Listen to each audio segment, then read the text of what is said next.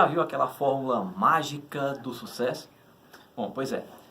A maioria das pessoas, elas querem que já receber tudo pronto, tudo mastigado, já tudo assim, ó. E você estrala o dedo e que a coisa simplesmente aconteça. Sabe o que é interessante? Eu recebi uns 13 e-mails de ontem para hoje, perguntando o seguinte: professor, tem alguma fórmula mágica que a gente consiga aplicar, que a gente consiga passar aí na prova do exame de suficiência?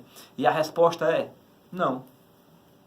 Engraçado, sabe por quê? Porque quando eu falei isso para um dos nossos alunos, ele colocou aquela carinha de espanto assim, naquela do WhatsApp, né? Aquele rostinho assim com o olho aberto, né? Depois ele colocou aquele outro bicho lá que é o bonequinho fazendo assim, né? Olhando assim para cima, como se estivesse assim: como assim não tem uma fórmula mágica? E a resposta é, de fato, não tem uma fórmula mágica, né? A gente quer receber tudo de mão beijada, a gente quer fazer com que as coisas aconteçam assim, num estralar de dedos, né? A maioria das pessoas querem ficar ricas, mas a diferença é porque elas querem ficar ricas ganhando na loteria. Então, assim, você vai dormir pobre e vai acordar rico, né? Não acontece isso, não existe isso. O que existe é muito empenho, muita dedicação, muita força de vontade, muitas noites mal dormidas, né? Muita dedicação, a palavra é essa, né?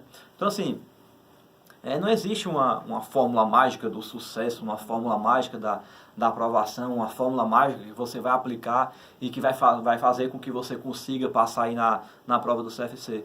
Na verdade, o que existe é uma metodologia. Na verdade, o que existe é um passo a passo que você pode seguir. O fato é que, se existem pessoas que já conseguiram passar, então significa dizer que existe alguma estratégia melhor do que outra. Ou seja, cada pessoa, quando vai iniciar os seus estudos, ele segue um caminho. E às vezes tem alguns caminhos que são certos, tem alguns caminhos que são errados, tem alguns caminhos que são mais longos, outros são mais curtos. O fato é que ao longo da jornada, de tantos erros e acertos, a gente vai apanhando e vai aprendendo, e a gente vai identificando que existem caminhos mais fáceis e caminhos mais difíceis. Então o fato é que assim, ó, o que existe, na verdade, é uma metodologia. Existe um caminho a ser traçado que ele é mais prático, que ele é mais rápido, que ele é mais, como é que eu vou te explicar? Ele é mais tranquilo de ser seguido, né? Até já falei em outros vídeos, né? E vou repetir aqui de novo. Eu sempre digo para o pessoal da nossa turma que é meio louco dizer que não necessariamente a pessoa que mais estuda é a pessoa que vai passar na prova. Você pensa, aquela pessoa tem tanto tempo para poder estudar e eu mal tenho tempo, então ele vai passar e eu não vou. Sabe? Não necessariamente. Já viu aquele ditado que diz que a dor ensina a pessoa a gemer? Pois é. O fato é que, assim, quando as pessoas se deparam com a necessidade de ter que conseguir um caminho alternativo, é a hora que elas param para poder tentar ver alguma estratégia diferente. Bom, se eu não tenho tempo para poder estudar, o que eu posso fazer? Qual é o caminho que eu posso trilhar? Qual é o caminho que eu posso seguir para ver se eu consigo, de repente, aproveitar o meu tempo da melhor forma possível? Então, pensando nessa situação, é que a gente pode entender que existem estratégias melhores e outras piores para ajudar as pessoas que têm pouco tempo para poder estudar. Então, o fato é, quando você estuda de forma direcionada, quando você estuda de forma focada, quando você estuda com um caminho já traçado, quando alguém já trilhou aquele caminho, fica mais fácil de você seguir atrás e fazer isso de uma forma mais rápida. É como subir uma montanha, sei lá. Alguém vai ter que desbravar aquele caminho primeiro. Ou seja, alguém vai ter que descobrir qual é o caminho que você vai fazer para poder conseguir chegar lá em cima. E o fato é, depois que o primeiro conseguir chegar, o segundo e o terceiro concordam comigo que ele vai chegar numa velocidade mais rápida, porque quando o cara descer lá em cima, ele vai dizer assim, ó, ei, vai por aqui, vai por ali, porque é mais fácil. É melhor você seguir esse caminho do que aquele outro. Por aqui eu já errei. Então essas orientações fazem com que as pessoas ganhem tempo na hora de fazer alguma coisa, né? Tá, Oswaldo, então o que eu faço então para poder ganhar tempo, já que não existe uma fórmula mágica? Porque eu estava pensando aqui que se eu apertasse um botão eu ia conseguir passar na prova. Não. O que você tem que fazer é seguir 5 etapas. Então, na hora que você for estudar os seus conteúdos, na hora que você for se preparar para poder estudar alguma coisa, eu vou te dizer aqui o que eu digo para o pessoal da nossa turma no nosso primeiro dia de aula. para a gente iniciar os estudos em 5 etapas. Então, todo o processo de aprendizagem, na minha concepção, ela tem que seguir 5 etapas. Oswaldo, quais são essas 5 etapas? A primeira etapa, você vai ter que estudar o conteúdo. Não tem milagre, né? Você o conhecimento não vai brotar da tua cabeça da noite para o dia, né? Não dá para fazer um upload do material, né? Você vai ter que estudar e aprender. Então, agora o detalhe do estudar e aprender é porque você tem que direcionar o seu estudo para aquilo que efetivamente cai na prova. Então, de tudo que cai, de todo o conteúdo que está previsto no edital, não vai cair aquilo tudo na prova. Por exemplo, se você pegar a auditoria tem a parte de relatório, tem a NBCTA 700, a 705 e a 706. Cada resolução de auditoria tem aí por baixo, no mínimo, umas 30 e poucas páginas. Aí tu já pensou, são 3 normas, então eu tenho no mínimo aí em torno de 60 páginas para poder estudar. Sabe o que é o intrigante da história? Dessas 60 páginas, o que cai na prova é o tipo de relatório de opinião. O fato é, das 60 páginas, cai uma página na prova. Isso é estudar de forma direcionada. É estudar aquilo que o examinador gosta de cobrar. Então, quando você estuda de forma direcionada, você ganha tempo. Porque ao invés de você ter que entender tudo, você vai entender aquela parte específica que o examinador gosta de cobrar em prova. Então, essa é a primeira etapa do estudo. Só que é estudar de forma direcionada. A segunda etapa é você fazer um resumo. Oswaldo, o que é fazer o resumo? É você explicar para você mesmo aquilo que você entendeu daquilo que você estudou. E o legal do resumo é porque você tem que fazer isso o mais rápido possível. Imagina só que você foi incumbido de ser o responsável por poder preencher uma ata de reunião, sei lá, alguma coisa assim nesse sentido. E aí você esqueceu de fazer essa ata de reunião naquela hora, e aí daqui a uma semana tu olha e diz, putz, cara, esqueci de fazer a ata de reunião, meu Deus, e agora? Aí você vai começar a preencher a ata de reunião e vai dizer, meu Deus, o que foi dito mesmo na reunião? Você não lembra mais. O fato é que você tem até uma vaga lembrança do que foi que aconteceu naquele dia e tal, mas você não lembra mais com a mesma riqueza de detalhes do que quando você estava lá presente. E é a mesma coisa com o estudo. Se você simplesmente estudar e não parar para poder processar aquilo que você aprendeu, você vai acabar perdendo o conteúdo que você estudou. É como se fosse a área de trabalho de um desktop. Quanto mais você vai encher na área de trabalho, vai chegar uma hora que não cabe mais nada. É você cria uma pasta, uma subpasta e outra subpasta, e mais outras subpastas e subpastas. Quando você vai procurar aquele conhecimento que você queria, ele está numa subpasta, de outra subpasta lá, sabe Deus aonde. Então é importante que você faça os resumos o quanto antes. De preferência assim que você terminar de estudar. Que aí você processando aqui, bom, que foi que eu entendi da aula de hoje, aí você começa lá. Beleza. Então você conseguiu cumprir com a segunda etapa do estudo. A terceira etapa é quando você vai resolver as questões. Aí é o momento que você vai se colocar em prova.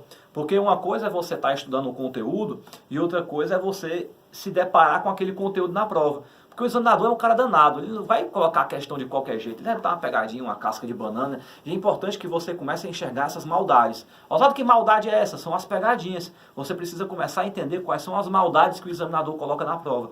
Para quando você olhar para a questão e entender, a questão é essa, a pegadinha vai ser assim, e o que o examinador vai querer é isso. Então, quando você resolve questões de forma habitual, você vai começar a enxergar que existe um comportamento no padrão das questões. E aí você vai conseguir ter uma performance melhor no desempenho do desenrolar da resolução das questões. Pronto. E aí você cumpriu mais uma etapa. E aí quando você entra na quarta etapa, é a etapa de lapidação do resumo. Oswaldo, o que é a etapa de lapidação do resumo? Para mim, a etapa de lapidação do resumo talvez seja a mais importante ou uma das.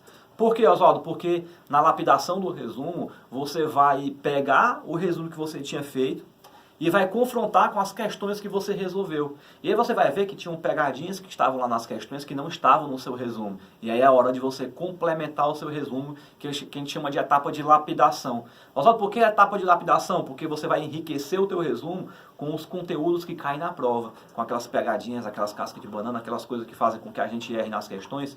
Você vai lá e vai olhar aquele conteúdo e vai revisar aquele conteúdo lá na frente por meio desse resumo lapidado, que é exatamente a quinta etapa do trabalho.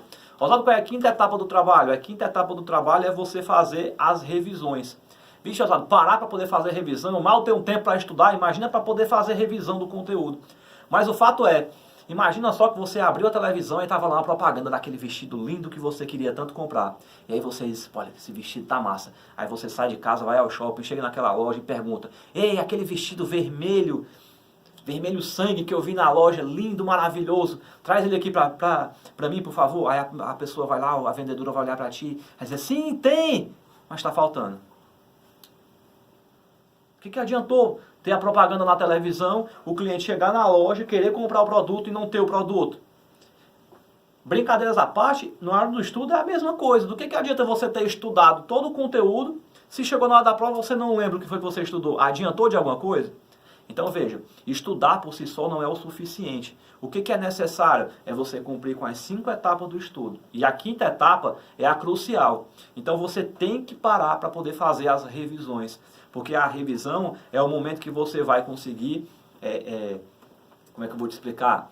Assimilar, guardar, memorizar aquele conteúdo. Se você passar muito tempo sem ver aquilo ali, é natural que com o tempo você acabe esquecendo de alguma coisa. Então você precisa parar e estudar, fazer as revisões. E é o legal de fazer as revisões é porque você não vai mais precisar ler um livro, pegar o PDF, assistir uma videoaula. Não. Não por quê? Porque a partir do momento que você já tem o seu resumo lapidado, agora é o momento de você pegar e fazer o quê? É o momento de você estudar pelo seu resumo lapidado. E estudar com o resumo lapidado é ganhar tempo. Então, quando você ganha tempo, você consegue produzir mais. Se você consegue produzir mais, você consegue desenvolver mais. Então, essas são as 5 etapas do teu processo de aprendizagem.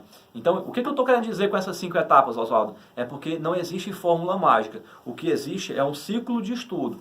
Existe um método, existe um caminho melhor que você pode traçar para que você consiga a sua aprovação.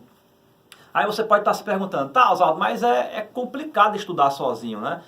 Daqui que eu pegue e faça um estudo do que a banca cobra, e fazer um mapeamento para saber as questões que são mais frequentes, para poder direcionar o meu estudo, eu vou levar uma eternidade para fazer isso.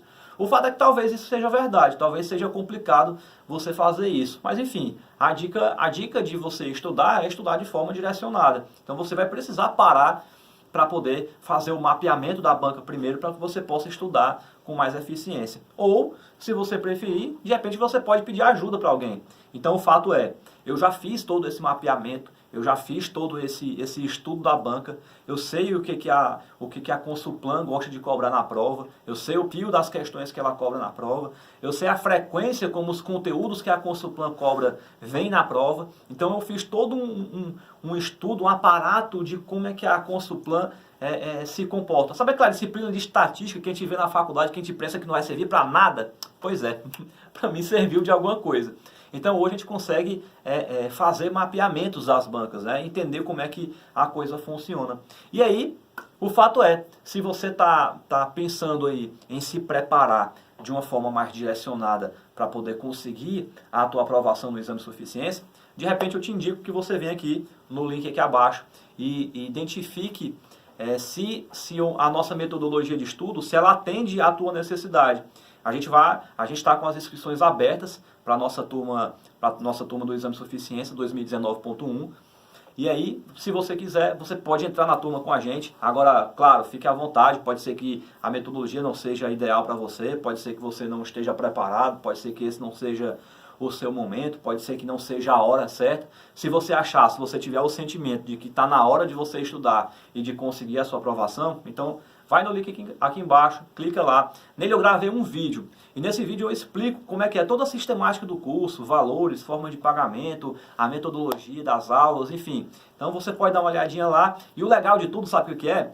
É porque se você ficar preocupado, meu Deus, será que o curso é bom? Será que é legal? Será que vai ser bom e tal? Não sei. O fato é, se você se inscrever no curso, eu vou te dar 7 dias de garantia. Oswaldo, como assim 7 dias de garantia? O fato é que, se você se inscrever no curso, e aí você vai cumprir as 5 etapas do ciclo de estudo. Você vai assistir às videoaulas, você vai resolver as questões, você vai fazer os resumos, você vai fazer a lapidação do resumo, você vai fazer as revisões, você vai consumir o conteúdo. E se dentro desse prazo de 7 dias, por acaso, você não gostar do conteúdo, não gostar da metodologia, sei lá, por qualquer motivo que seja, você não gostar das aulas, você pode pedir o ressarcimento do valor do curso. Simples assim. você vai lá no e-mail, no canal de suporte, diz, olha, eu quero pedir a minha garantia incondicional dos 7 dias. E aí você vai ter 100% do valor do seu curso reembolsado. É louco de dizer isso? Não. O fato é metodologia de estudo e gosto é uma coisa muito relativa. De repente eu posso estar aqui me dedicando para tentar fazer o melhor que eu puder fazer para você e de repente para ti não é o suficiente. Ou de repente não é aquilo que você quer. Isso é perfeitamente normal. O que é bom, o que é ruim, o que é certo, o que é errado é muito relativo. E o fato é que eu respeito isso e entendo isso muito bem. Por isso que eu estou te dando esses 7 dias. Para você entrar lá, para que você possa analisar o material e ver se o curso é para você. Se ele for para você, massa, vamos juntos construir o caminho da tua aprovação. E se não, a amizade continua, sem ressentimentos. Eu vou continuar postando os vídeos aqui no YouTube, você vai poder continuar assistindo, consumindo os conteúdos de forma gratuita, não vai ter nenhum ressentimento com isso. Se você quiser colocar alguma pergunta aqui embaixo, eu vou responder da mesma forma. Então assim, não tem ressentimento nenhum. Então, a ideia é essa. Agora, Oswaldo, por que 7 dias? Por que não 14? Por que não 21? Por um simples motivo. Nós temos um velho hábito da procrastinação. Oswaldo, o que é isso? É deixar para amanhã o que você tinha para fazer hoje. Então, se eu colocar lá 21 dias, se eu colocar 28 dias, sei lá quantos dias seja, você sempre vai abrir a boca e vai dizer assim, não, amanhã eu estudo, amanhã eu faço. Não, hoje não, hoje eu estou cansado. Então, quanto mais tempo você tiver, mais você vai empurrar com a barriga para frente o teu início dos estudos.